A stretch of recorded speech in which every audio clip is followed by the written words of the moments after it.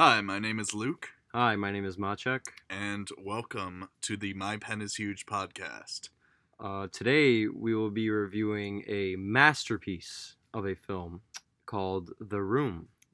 Yes, so for those of you who don't know, The Room is commonly regarded as one of the worst films in human history. If you look up top 10 worst movies, you will probably see The Room as number one. It's very famous. I, of course, bought it on DVD because this is what I like to do. Blu-ray, as a I'm matter of sorry. fact. Yes, I bought it on Blu-ray because it deserves to be watched in the best format available. So I will be getting it on 4K as soon as possible, obviously. Of course. And I've actually heard it be called the Citizen Kane of bad movies. So this is how you know this is one of the biggest pieces of shit you will see in your entire life. However, I love it. yeah, it is an entertaining piece of shit. So, there's that. Why don't you tell us some of the people that worked on this movie? Their names are Tommy Wiseau, Tommy Wiseau, Tommy Wiseau, and Tommy Wiseau. Fantastic. This single man, Tommy Wiseau, he wrote, directed, produced, and starred in this movie. Yeah. Besides this wonderful man, who else worked on the movie? So the cinematography was done by talentless hack Todd Barron. The editing was done by someone named Eric Chase, who sounds like they just did a random name generator. Yes. The main stars are Tommy Wiseau, Juliette Danielle, and Greg Sestero. Production design was done by Mercedes Younger, and the music was done by someone whose name I have no clue how to pronounce. Yeah. I'm going to give my best shot here. It's Mladen Milicevic. I am sorry for mispronouncing your name, but you should be sorry for the experience I had to sit through because of the work you put into this film. Yeah, I will never get that song of like the fucking flute or whatever it was out of my goddamn head. So, where he's just gonna have to live with that, mess up. However, the way we're gonna do this review is that we're gonna split this up into 7 categories. The 7 categories are directing, writing, cinematography, editing, acting. What else is it? Production design and sound. And so we're gonna split this review in half. Firstly, we're gonna talk about everything that's good, since there's very little of it, and then we're gonna talk about the bad things, and we're gonna try and fit these 7 categories between good and bad. Firstly, let's talk about the good. Nothing. Moving on. There is one performance I like. It is Chris R., the drug dealer. Please tell me why you think Chris R. is had a good performance. The gentleman who played Chris R. at least tried, and that's more than I can say about. Oh, hi, Johnny. How are you doing? Like, everyone else they just looked bored, and they did not seem to want to be there. But Chris R. was having the time of his fucking life. Chris R. actually put a lot of emotion. Like he was actually intimidating. He was. I was shitting my pants. Indeed. As I was sitting here in the blistering heat because we had to turn my air conditioner off and blast the TV at maximum volume to even have a chance at hearing what these characters were saying. But we'll get back to that later when we talk about sound, Mladen Milicevic. Well, to be fair, that man was the one that did music. They had a whole team that did sound, and we didn't even bother putting their names in because there was no sound to begin with. The Nazis had a team too. Okay? It's not a compliment. Yeah. Anyway.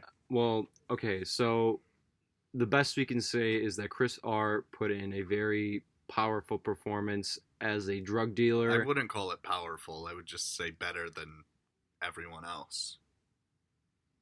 And Fair enough. Everyone else was terrible.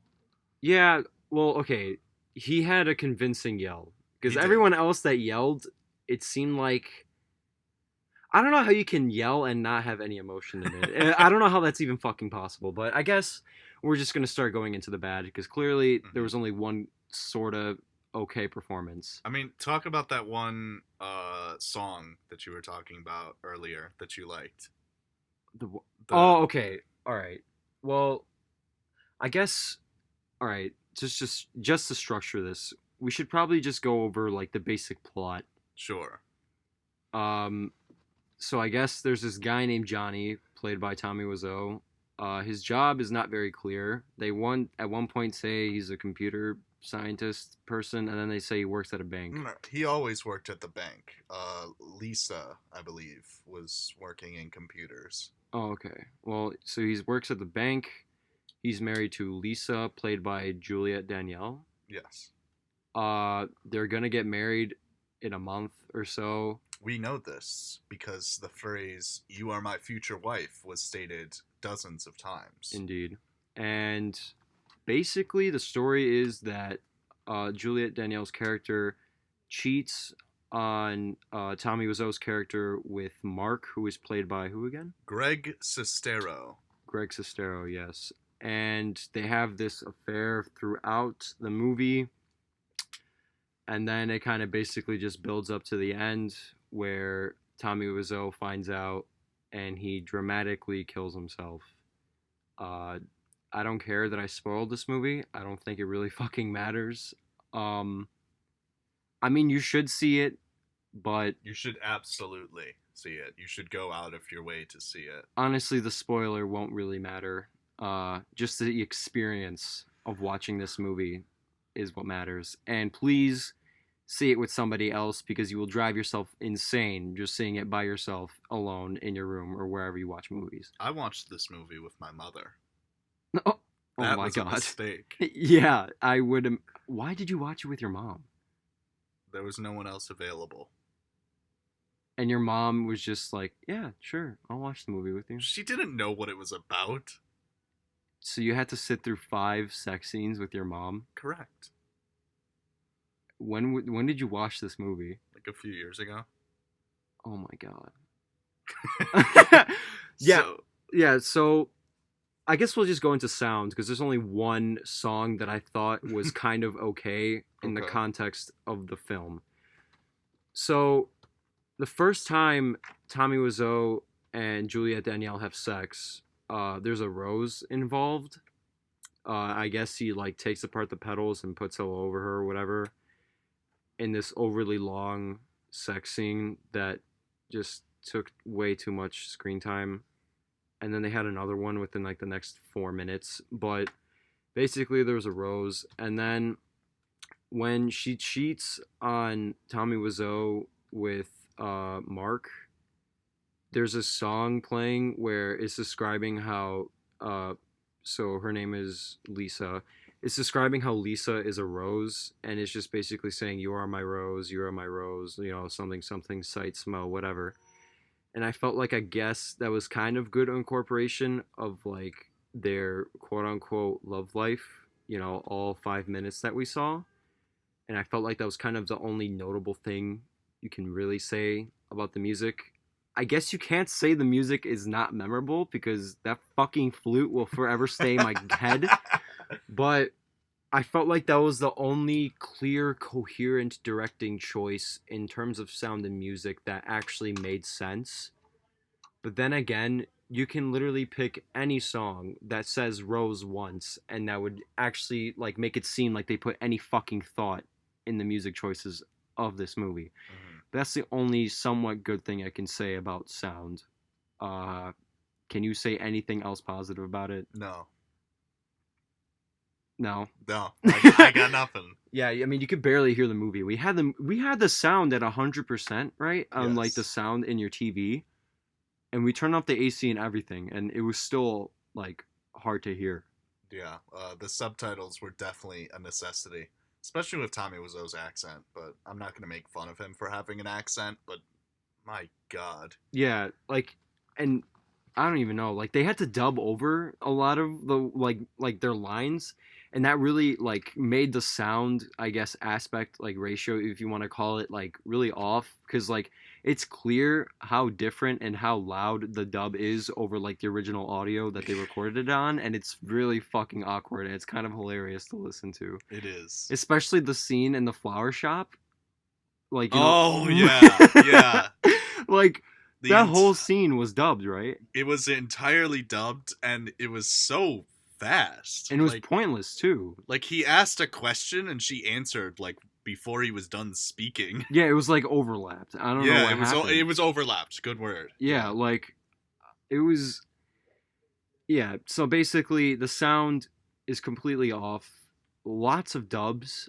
I don't know why. Like they could have just redone the shot, but and they had get this, and I just found this out from Luke. They had a fucking $6 million budget, and they couldn't redo a shot. They just decided to dub it over because fuck it, right? Like we're not gonna waste our time using two different types of cameras, right? One that is HD and one that is 35 millimeter, which we will get into later, but it's honestly completely ridiculous how much money they had. It is. And I have no idea where Tommy Wiseau's money came from. Yeah, this is apparently a point of contention all over the world. I saw that on the IMDb page. It says Tommy Wiseau claims he made his money by selling jackets in South Korea. Really? What? That's what he says. He made over or like $6 million selling jackets. He sold jackets in South Korea, and then decided, all right, fuck it, I'm gonna spend $6 million on a movie in San Francisco. Okay. Now let's actually talk about this movie. Tell me about the directing in The Room by our good friend Tommy Wiseau. Incompetent, yes. Very clearly incompetent. I don't know why this man decided to write, direct, produce, and star in it, because it very clearly... Because he doesn't have any friends. That's really sad. But like it very clearly hinders the movie. I'm not saying if he only directed it, it would be better, but like maybe just slightly there would be some chance of it having some kind of fucking sense, because the directing is completely off. Like he has so many establishing shots. It actually pisses me off. Every time they like transition from one place to another, he decided that he's going to put a shot of the Golden Gate Bridge from one end to another for no goddamn reason. They walked out the back door and like just hung out in the backyard, and between the scene inside and the scene in the backyard, there was an establishing shot of San Francisco that had nothing to do with what was going on. And the movie opens with the shot of the Golden Gate Bridge, and it's like, why? Like, they never go there. There's not even a single scene on the Golden Gate Bridge. She just has a fetish for it. Yeah, exactly. It's like the opening shot is supposed to tell you everything about a movie. We always talk about this. And this man decides to open with the establishing shot of the Golden Gate Bridge, a little bit of San Francisco, and that was it. And it's like, okay, well, what are you telling me about the themes of the movie, or like what this movie is even going to entail? We understand the location, but like this movie could have taken place in fucking Russia and it wouldn't make any fucking difference. You know what I mean? Maybe there'd be some snow in the scene, but like when they're outside, but that's it. It doesn't matter. And like we were watching an interview right now, and he said that the importance of the Golden Gate Bridge was to show, or it was a symbol for civilization. What fucking civilization? I don't understand. Like, this movie has nothing to do with the concept of civilization itself. Nothing. I mean, absolutely nothing. And it's, I guess, if you want to even like, I'm gonna stretch this. His understanding of the symbolism of the Golden Gate Bridge. I guess he said that it's supposed to be a structure of civilization, right?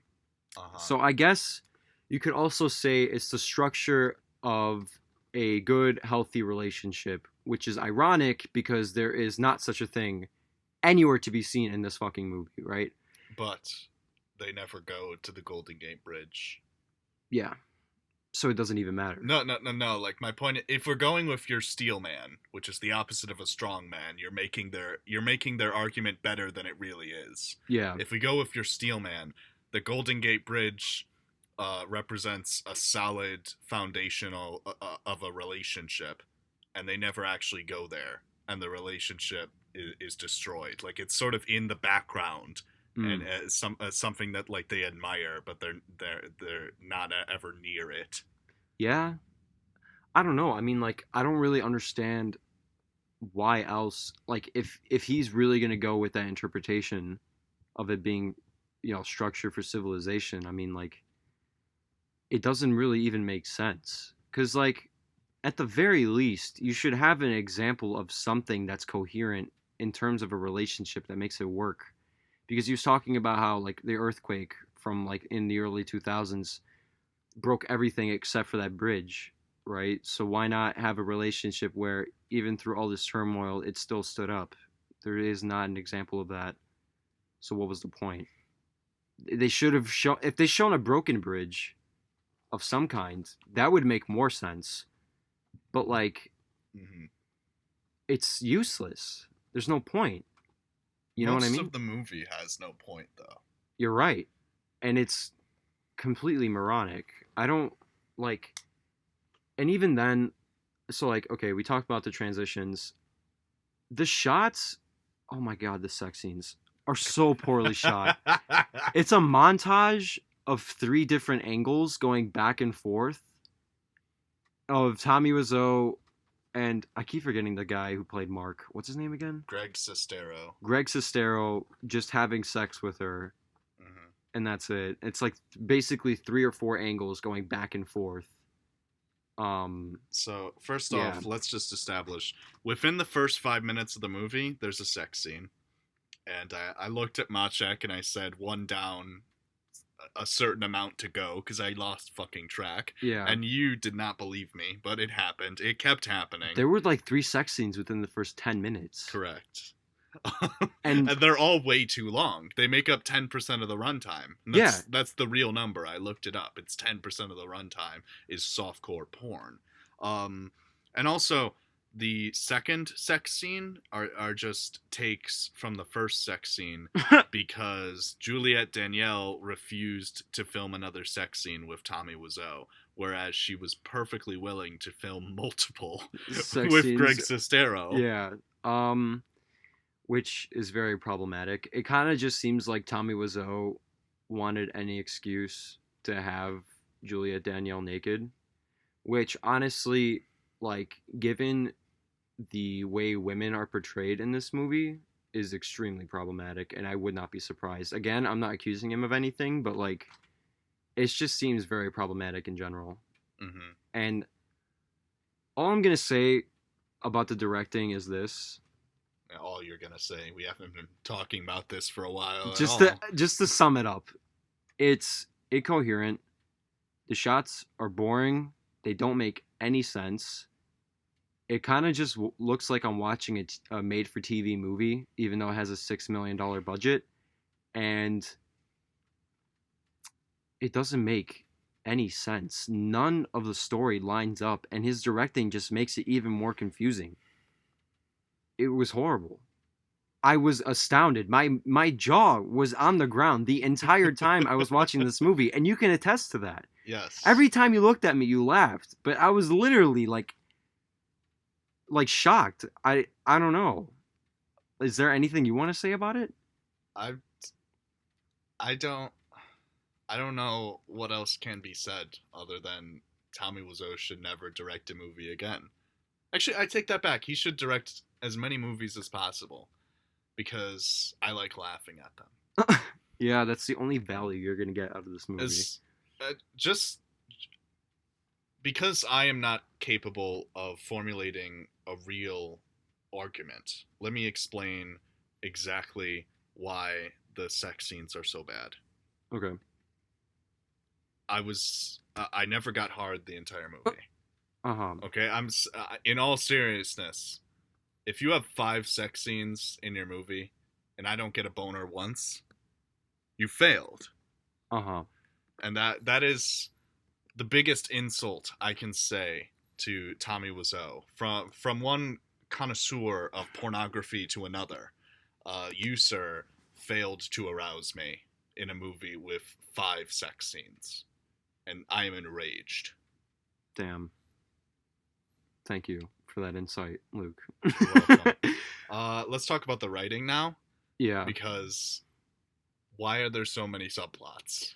There's no reason. Oh, There's no reason. can we just say just to give some context for the actual story of The Room, it is based on, I mean, I guess in the interview that we saw, an 800-page novel that Tommy Wiseau wrote.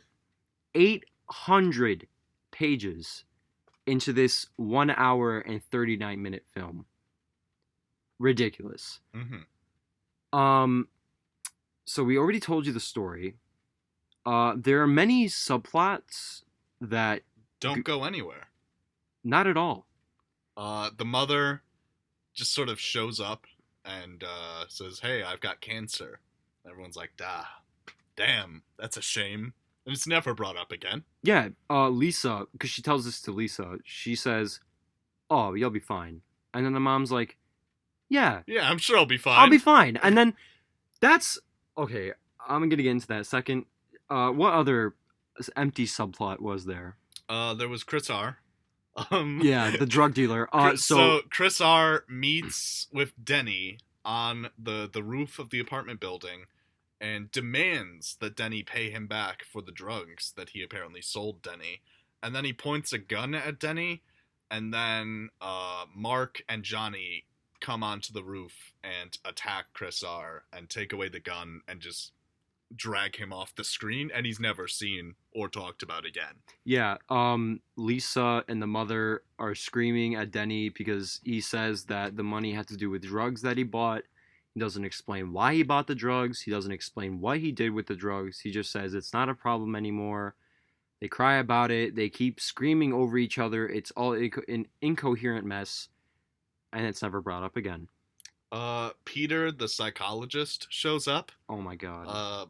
Berates Mark for having an affair with Mark's best friend's wife. And then Mark tries to throw Peter off of a fucking building. Yeah. And then he realizes, oh wait, we don't have the budget for that. And then he decides not to throw Peter off the building. And then they just go back to having a normal conversation. And at the end of it, Peter fucks off. Yeah, Peter's never brought up again. Peter doesn't show up to the birthday party at the end. He's not ever seen again. Yeah, that's... Yeah. Oh, go ahead. I mean, the only thing I can think of is like... Oh, wait. I lost my... I don't know. What were you going to say? Tuxes. Yeah, there we go. That's what I was going to say. Yeah, like, there's a scene... I don't even remember the exact placement of the scene or what transitioned into this scene.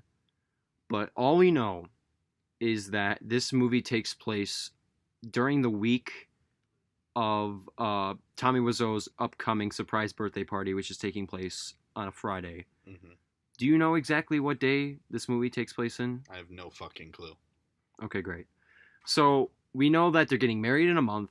His birthday party is this Friday. And there's this random scene where Tommy Wiseau is in a tux, Peter shows up in a tux, Denny and Mark all show up in tuxes. Within like 5 seconds of each other, by the way. Like, one of them walks in, closes the door, and then the fucking doorbell rings again. Yeah. Like, I don't understand that, but they all show up, and then they decide, you know what? Let's play some football. They go outside. Well, hold on. It's not that easy, because Peter does not want to play football. So they berate him and call him a chicken and make cheap. Like, the subtitles on the official Blu-ray copy of this movie literally say cheap, cheap, cheap. Like the fucking enemy in Super Mario Brothers. Yeah. The cheap, cheap fish or whatever it was called. Yeah. So they go out and play football. Peter falls to the ground. They never play football. Actually. Okay, well, they play catch. They play catch. All right. They say, "Oh, let's go play some football," and then they like stand in 4 corners of a square and throw the ball at each other. Yeah, and then there's a point where Peter drops the ball. I guess he just literally falls on the ground. Which, by the way, that fall was so bad. It was completely just not shot well. It made no sense in like the context of the movie. And I don't even mean just the shot itself. I just meant that whole scene with them playing football and in the tuxes, because it's never explained. Never. And eventually they just cut away, and it's it has no no reason, no reason to happen. Yeah, like, we thought like, oh, maybe it's the wedding day or something. Like they maybe skipped over a month without saying it, and they thought they were trying to be clear with the tuxes, but no, it's not explained. The writing in this movie really pains me. The worst part about the writing, Well, the fact that these characters are the busiest people on the fucking planet. oh my god! Please explain to the audience what you mean. Like, Lisa's mother will show up, and then Lisa will be like, I don't love my fiance anymore. And then the mother will say, oh, well, I don't care. He has a good job, and you need financial security, so you should marry him anyway, even if you don't love him. Which is terrible advice. And then she fucks off. Like, yeah, she's like, I gotta go. She shows up, she gives her terrible advice for about 2 minutes, and then leaves. Yeah. Or like when Denny shows up and he sees Lisa and he's like, "Oh, hi. Is Johnny home?" And she's like, "No, but he'll be home in like a minute or two. You can wait for him." And he's like, "No, I have to go." And then he fucks off. Yeah, like he came to specifically to talk to Tommy or to Johnny, and then when he's there and Lisa denies him, he fucks off and that's it. Like, every single time somebody needs to talk to somebody and they get denied, like, oh, you know what, I'm busy anyway, I'm just gonna go, sorry.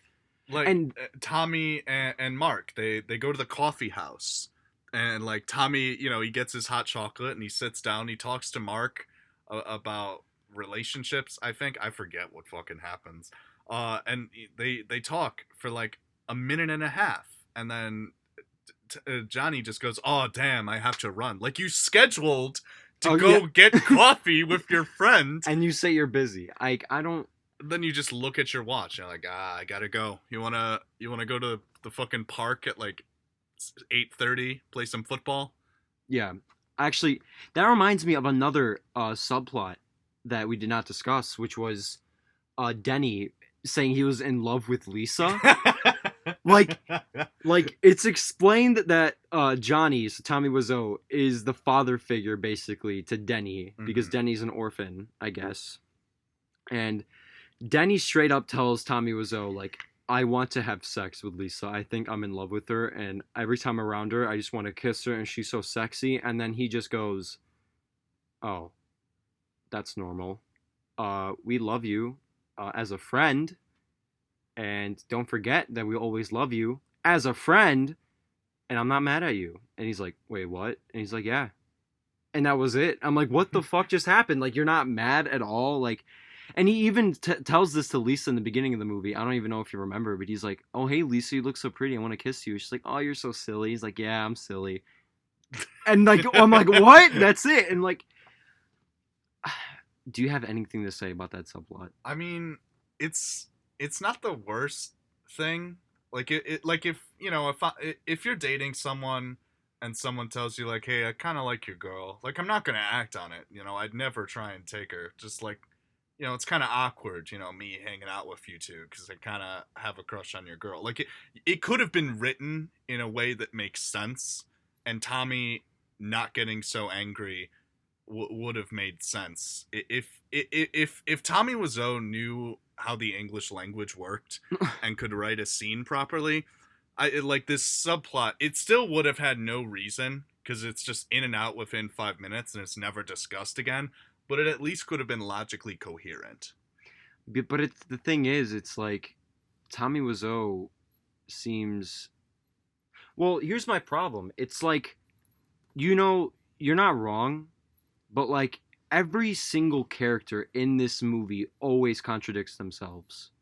Always, without fail. And like, so for example, Tommy Wiseau finds out after overhearing a conversation with Lisa and her mother that Lisa cheated on him. He doesn't act on it.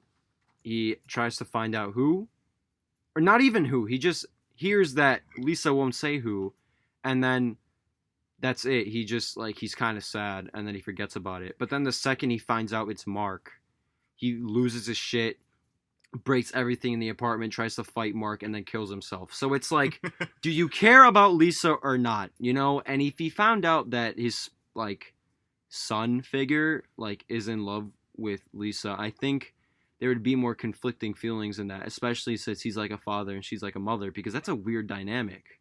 It is very weird. And you would think that there's more emotion in that, but there isn't.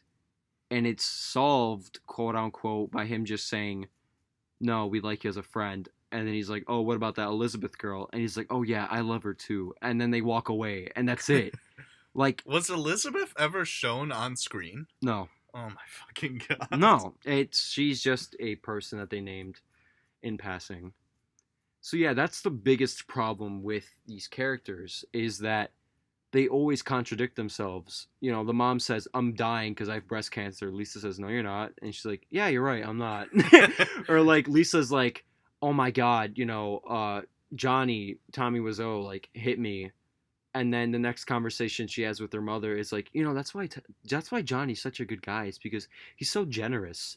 And then 5 minutes later, she's like, he's such a bad guy because he hit me, or like he's a drunk or whatever. Mm-hmm. Or Tommy Wiseau says, I don't drink, and then he drinks. Or Mark says, but I can't sleep with you, Lisa. Johnny's my best friend. And then he starts within 5 seconds. And then he starts making out with her, and he fucks her on the stairs. That's the weirdest part of the fucking movie, when they have sex on a staircase. It's like a spiraling staircase, too. I don't mean to kink shame, but like, come on, Tommy. What's the deal here?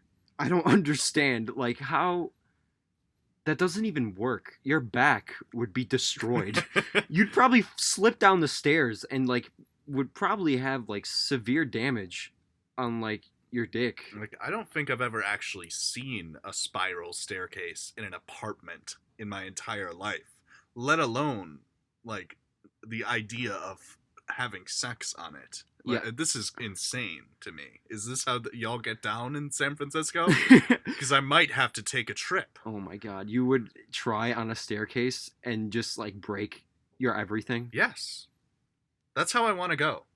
I want to fall down a spiral staircase in San Francisco while trying to reenact a scene from The Room. Fair enough. Is there anything else we can say about the writing? No. Tommy Wiseau doesn't speak English. That's all I can say about the writing. Yeah, it's poorly written because the characters have no foundation. They always flip-flop back and forth. Fucking pancakes. The story makes no sense.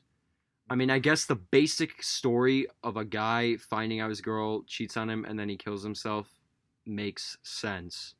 But the subplots go nowhere. The characters aren't characters. They fit whatever the scene needs them for, and that's it. And then that's yeah, they converse for as long as it is convenient. And then they look at their watch and they're busy. That's the writing of The Room summarized. Yeah. Moving on. What's the next category? Cinematography. Fuck me. I guess just to summarize, Golden Gate Bridge and any other establishing shot of San Francisco you can think of. And that's it. Yeah. Like, San Francisco is officially a more romantic city than Paris. Yes. Because of this movie. Yeah. If you don't see the Golden Gate Bridge and get a hard on, you're doing something wrong. Yeah. If you can't get a girl on the Golden Gate Bridge, you're doing something wrong. Exactly. Like, the Golden Gate Bridge is the equivalent to the Eiffel Tower. If you can't get a kiss on the Golden Gate Bridge, you might as well just jump off it. Mm-hmm. Like, you're bad at life. That's why it's so perfectly designed. It is the perfect romantic setting, and if your romance goes wrong, it is also the perfect method of suicide. Yes, indeed. We have put more thought into this symbolism than Tommy Wiseau. Yes. And, I mean, the cinematography in general is just, again, I'm going to be saying this a lot, it's flat. It looks like a made-for-TV movie / like a sitcom, almost. No, I can't say sitcom, because, like, a sitcom is filmed kind of like theater. Basically, it's back and forth shots of characters talking, and then sometimes the camera will, like, be further away to have both characters in the shot. and that's about the complexity of each scene. Nothing really happens. You don't. I mean, I guess, and then there's like a wide shot of them playing football or throwing catch, but that's like the extent of the cinematography that goes on. Nothing interesting or creative is happening. It's not like, the camera's going up the spiral staircase and having some like dramatic reveal or anything like that. Like, there's nothing stylistic or interesting The about only it. shot in the movie that I liked is, and I say liked very loosely, but when Lisa is walking towards Tommy in At the at the party. birthday party, and the Yeah. cameraman is like right behind her, I liked that, and then it just goes nowhere. Yeah, she like walks off like screen, and then the camera goes directly towards Johnny, Yeah. and like, yeah, I guess that could be interesting because it's kind of like, it shows the separation of the two characters, Hmm. but that's about the most creative shot that they had. Everything else was just boring standard shit that like even a 5-year-old can do. Back and forth, you know, uh, a shot that's Yeah, shot reverse shot the exactly, movie. exactly like that's like, and then the sex scenes. It's like 3 scenes shot over and over again, and they're just like spliced in and out, like Hmm. in different orders. That's it. For like 20 years. It's the Exactly, longest sex scenes of all time, and they're so and uncomfortable to watch. I've seen shit on Pornhub with better cinematography. Yeah. Okay. That's yeah. I mean, there's just nothing creative at all. It's kind of just it's sad, really. Hmm. It's not an interesting movie to look at all. But I mean, is there anything really like anything else you can say about this movie or about a movie about the cinematography? Uh, not not not without making another Golden Gate Bridge joke. So I'm gonna move on before I that joke overstays its welcome. Do me a favor and rant about Eric Chase, the Uh, editor of this movie. he's an idiot. Like I don't In all seriousness, how much creative control do you think Mr. Chase got? none. That's Probably. that's fair. I I was on the trivia section of the IMDb page of this movie, Yeah. and apparently Mr. Chase, the editor, wanted to take out the shot of Tommy Wiseau's ass because, quote, it scares my wife. Are you serious? But yes, but Tommy Wiseau would not let Mr. Chase remove the shot of his ass, saying, quote, and I cannot stress enough that this is a quote from the director of the movie. I have to show my ass or this movie won't sell. Wow. So honestly, I don't know why the fuck Eric Chase is even in the credits. Yeah, Because he wasn't allowed to do anything, and this movie was edited by Tommy Wiseau. basically, like I like okay. The thing that really bugs me, especially in the beginning of the movie, they kind of fix this towards the middle and the end. I hate that when they edit the movie in the beginning, it's not like a clear cut and they just kind of move on to like the next scene. It's kind of like this weird long black curtain transition with Fucking PowerPoint transitions. exactly. That's exactly what it looks like. It's just like a curtain, like that kind of just Yeah. goes over the scene and then it moves on. And it's so unnecessary, especially since it's like all in the same room. It's still edited like that. Like Yeah. I could understand maybe from one location to the other, instead of having a transition of some goddamn establishing shot, but like no. And then the editing style just kind of changes towards the middle and the end where it's just like clear cuts that make more sense. But then again, it's just boring. Shot, reverse shot. Nothing interesting is happening. Nothing fun with the editing. And like, there's two different types of. Okay, I'm sorry. There's 3 different types of editing. There's the editing that you don't notice, which is a good type of editing. Mm-hmm. There's the editing that's stylish and that you notice in a good way because you're entertained by it. Mm-hmm. And then there's editing you notice because it's a flaming pile of shit. And that is the editing of the room. It's noticeable because it's just complete trash. It's boring. It's nonsensical. And yeah, I mean, you just laugh at it. Is there anything else you want to say about the editing? The editing is on the same level as the Star Wars prequels. Damn. So they fucked it up. Yeah. Um, like, dude, those like washes that they do in the Star Wars prequels, where Mm. like you can still see the end of the previous scene as the next scene is beginning. I never thought I'd have to deal with that ever again, but here I am in 2019 watching a 2003 movie by some fucking maniac who probably made his money in South Korea as a fucking drug lord. Yeah. I'm dealing with this bullshit editing. Yeah. I mean, I never talk about editing.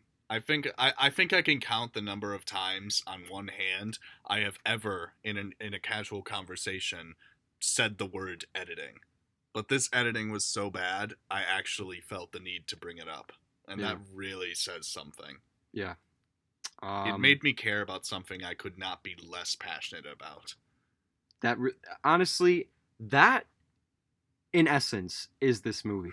Like, even if you're not into film, it'll get you passionately talking about it, which is one good thing I can say about this movie. Mm-hmm.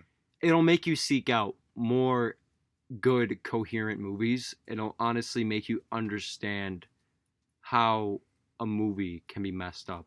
It is, yeah, it shows you how a movie can be messed up. This is the movie to watch if you want to know how to do everything wrong. And every film student should be required to watch this movie so that they know which mistakes not to make. I mean, it is genuinely a helpful learning tool, and that is Mr. Wiseau's contribution to society, aside from his apparent clothing line in South Korea. Oh, and his underwear line. We cannot forget. Yes, when you buy the Blu-ray, there is an advertisement for Tommy Wiseau's underwear company in the case. This is a real thing. That is all we can say about that. So buy the Blu-ray is my main point. And get the underwear. Yeah, get the underwear. And what more of an endorsement do you need? Honestly. Next is what, acting? Yes. Please, theater major, go off about acting. Okay. In acting, everything should be done with a specific goal in mind. You know, whether a character wants to convince another character of something or hide a secret, and so they want to seem as non-suspicious as possible, there should always be some sort of goal in the character's mind. In this case, the character's the character's goals are finish these lines and get the fuck off of screen as soon as possible because I hate filming this movie and I want to go home. Yes. Everyone in this movie except Tommy Wiseau just looks bored. They look so bored. It's honestly really sad. Greg Sestero, he's literally like one of the main characters, and in the first line he says, it made me want to punch him. Yeah. He's like, "Oh, hi Lisa, how's it going?" In the most fucking deadpan, blank, emotionless voice you could possibly put on. Like if I were to make a parody of bad films, Greg Sestero is how I would fucking act. Uh-huh. Like Greg Sestero is my example of a shit performance. Right. He gets everything wrong. It's incredible. And nothing against the actual actor, because he gave us The Disaster Artist.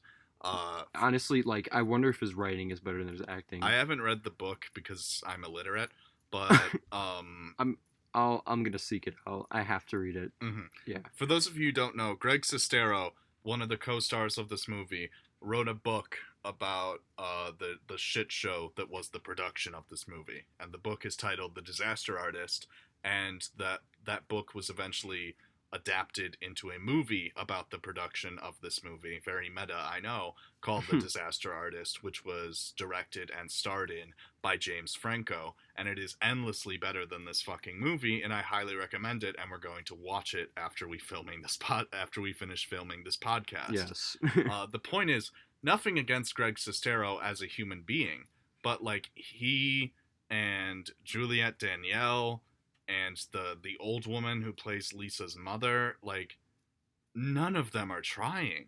No. I mean the that old woman, like Claudette, I guess is her name. Yeah, the character's name is Claudette. Like every single line that she says, terrible. She keeps doing this thing in the beginning of the movie where she goes and then like that's the thing. She's rushing through it because she just wants to go home. Yeah. Like she asks a question and then she doesn't get a response within half a millisecond and then immediately goes, like, why don't you answer my question? Fucking speak quickly, please. I want to go home. End me. Yeah.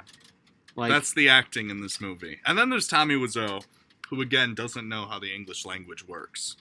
And his acting isn't, there's more effort, but like you said earlier, Maciek, about like the fact that he has the ability to yell while not showing any emotion is truly incredible. Yeah. I didn't know it was humanly possible. I didn't know either. It's kind of interesting, actually. Like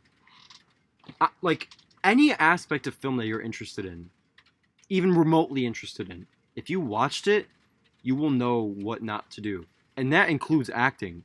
Seeing these actors perform is like, I don't even know, man. Like, what can you describe this acting in like an allegory or like in like a simile or anything? I mean, it's like the equivalent of like stepping on a cat's tail, I guess. Just and like hearing it screech. Like, it's atrocious. I don't even know how to describe it. Yeah. There's a flag that's just green. I don't remember what country it is, but like at some point in human history, a country had to design a flag, and they said, "Fuck it, just make it a green piece of cloth."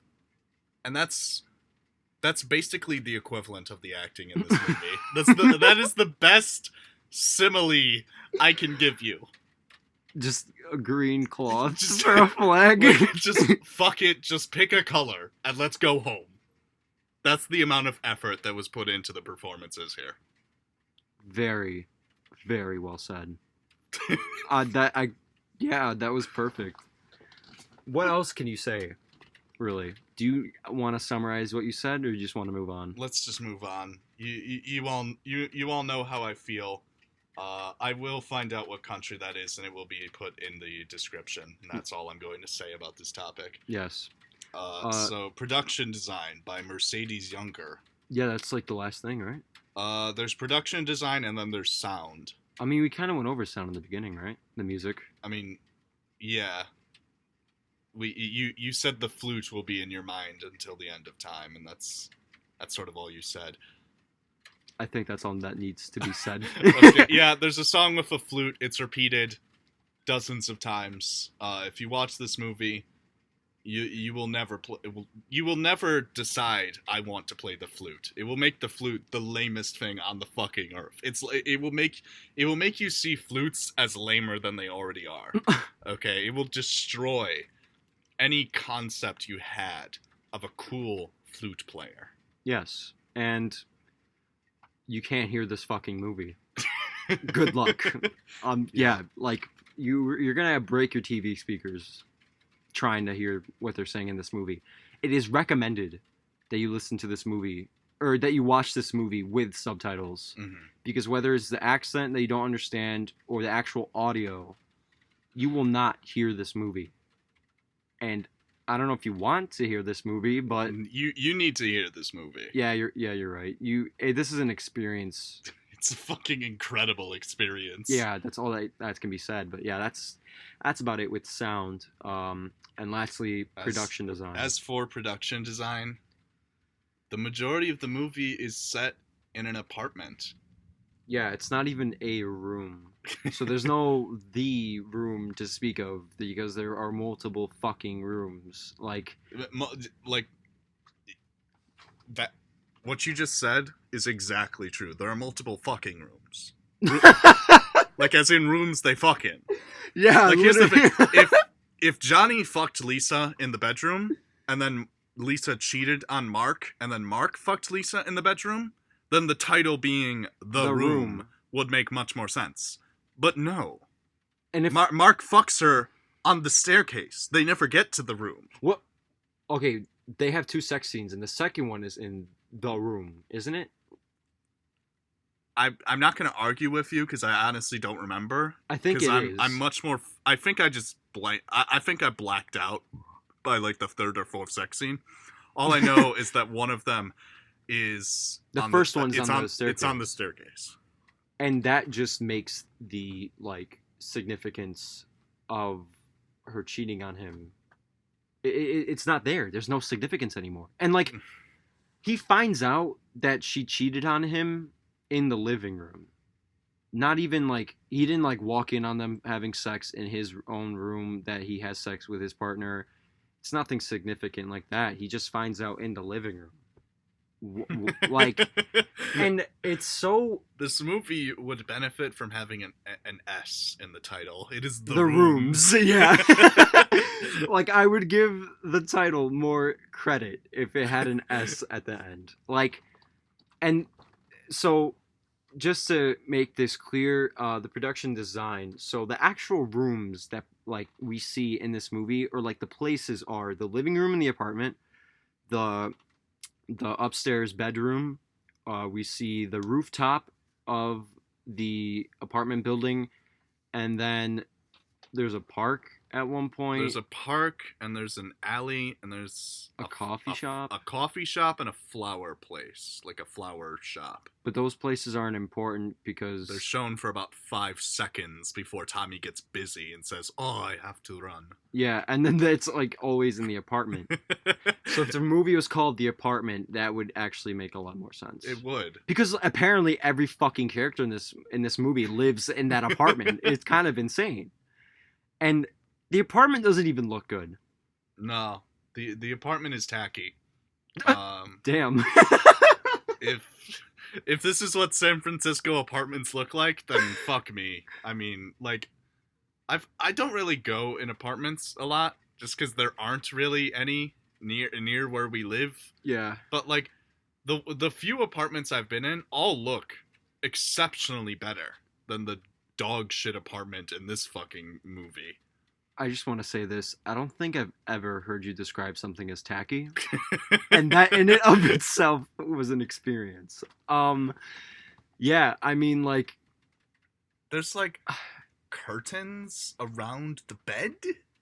Yeah, I guess they're trying to be stylistic with that. Like, they were trying to put significance on the bed, I think. Again, I'm probably stretching it.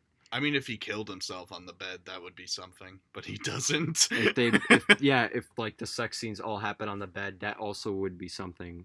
Yeah. But not like there's nothing there. There's nothing. There's nothing here. At all. This movie is nothing. I mean, let me ask you this. Do you think you'll remember the apartment? Like no. Okay. The rooftop.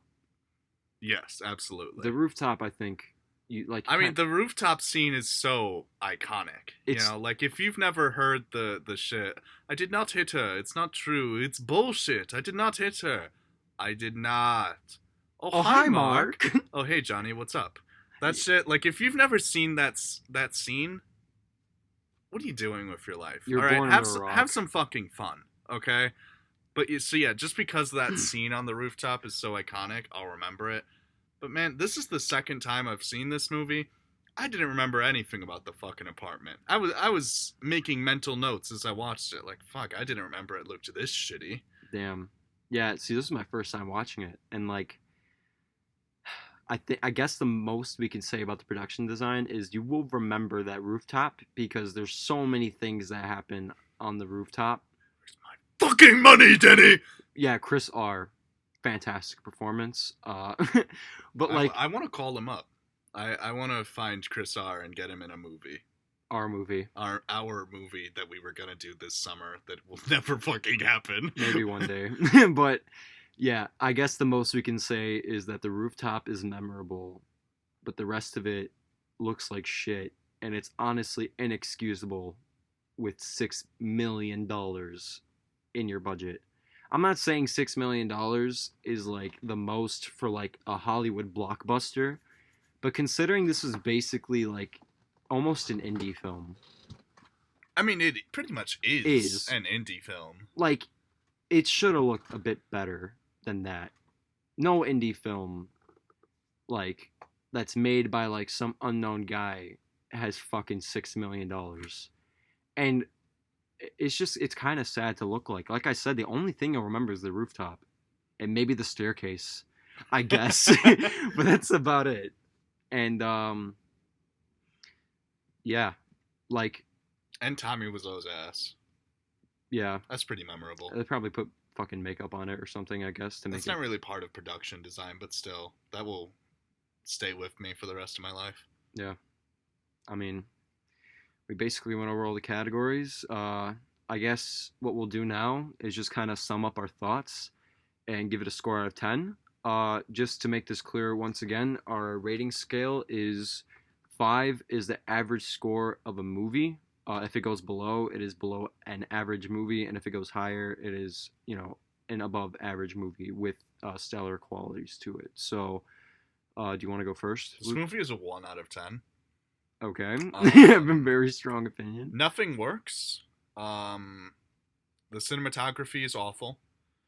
The writing is awful. The directing is awful. It is edited so poorly that it made even me care about editing. It offends me as an actor. The production design is literally just an apartment for probably over an hour of this hour and 30-minute movie. Yeah. And the sound, I mean, we've already talked about the music and how half of the fucking dialogue is dubbed over because when you have $6 million, apparently you can't bring everyone in to do a retake. Yeah, exactly. Nothing works. It is all incompetent. If you are trying to make a career in any form of filmmaking, in any aspect of filmmaking, if you want to be a cameraman or woman, if you want to be a director, if you want to be a screenwriter, if you want to be an editor, or if you want to be an actor or a musician, watch this movie and you will understand what not to do, because it literally fails at everything except Chris R's performance. Yes. And Chris R's performance is not good enough to justify a point, so I'm keeping it at the lowest possible, a 1 out of 10. Yeah. I'm gonna have to agree with you. I'm gonna give this movie a 1 out of 10. It is nowhere near what an average movie should be. The directing is flat. The writing is incompetent. The story goes nowhere, and it makes no sense. The characters are contradictory. I guess there's a theme with like betrayal and love, but it's and the Golden Gate Bridge. And the Golden Gate Bridge, but it is so masked in pure incompetency in every sense of the word, in every aspect of the production of this film, that it is lost. And it's honestly just a movie to watch for entertainment value. Now, we discussed this before, but in terms of entertainment value, this is a 10 out of 10. Absolutely. Must-watch film. It is one of my favorite movies. I love this movie. Wow. There are very few experiences that are funner than watching The Room with your friends. If you watch it alone, you will probably kill yourself. Yeah, you'll probably end up like Tommy Wiseau in the end of the movie. But honestly, watching this movie with friends, I'm not going to condone getting drunk or high while watching this movie, mostly because I'm underage and I totally don't do that. But anyway, point is, watch the fucking movie, okay? It's awesome. Buy the Blu-ray, buy the underwear, go to South Korea, buy a jacket. I don't fucking know if the jackets actually exist, but there are very few more entertaining movies out there than this one. This is true. And like Luke said, if you're at all interested in film, like for example me, I'm actually a passionate filmmaker myself, and I am not. Yeah, but I actually found this movie very insightful in a way, because I know, like, I have a deeper knowledge of how a bad movie works, or I should say how it doesn't work, and it's kind of inspiring, because it kind of makes you want to make your own good movie, and it makes you realize that no matter how much money you have, you can make a movie that is better than The Fucking Room. Yeah, seek this movie out. Support Tommy Wiseau so you can make The Room on Broadway, because apparently that's a project that he's working on. Yes, he said in the interview on the Blu-ray, and there was an article from Vice from September of 2018, that he is apparently trying to get The Room on Broadway made. He wants there to be a musical. And as an avid lover of theater myself, that needs to happen. It absolutely needs to happen. That is something that Luke and I will be seeking out. We will be watching it, and perhaps if it ever comes out, we'll review it on the podcast. And so I just want to agree that the movie is inspiring and makes you want to make a good movie. And I just want to say, I Googled it, and from 1977 to 2011, the Great Socialist People's Libyan Arab Jamahiriya, so fucking Libya. Yeah. Their flag was just the color green. Thank you. So I will forever be using the flag of Libya from 1977 to 2011 as a metaphor for laziness. And that is the best way to describe the acting in this movie. Now go fucking watch it. And let's start a petition to get The Room on Broadway made. Yeah. This is a call to action. This podcast has a very important mission. Indeed. We will get The Room on Broadway one day. And if it doesn't happen, we're just going to overthrow Broadway. We're going to have a fucking revolution. You want to make Frozen on Broadway? Nah. We're going to make some real art today, motherfuckers. Yeah, we will be directing this. Or at the very least, after Tommy Wiseau, does his job, after he puts his mark on Broadway, we will be readapting this. Mm-hmm. And this will be in every theater in America. Yes. And all over the world. As it deserves to be. Indeed. And it will make much more money than the movie, which, by the way, had box office revenue of $1,800. That's the saddest thing I've ever heard. All right. Anyway, that's our review. Both an astounding 1 out of 10. Mm-hmm. A 10 out of 10 in terms of entertainment. And we will catch you guys in the next podcast.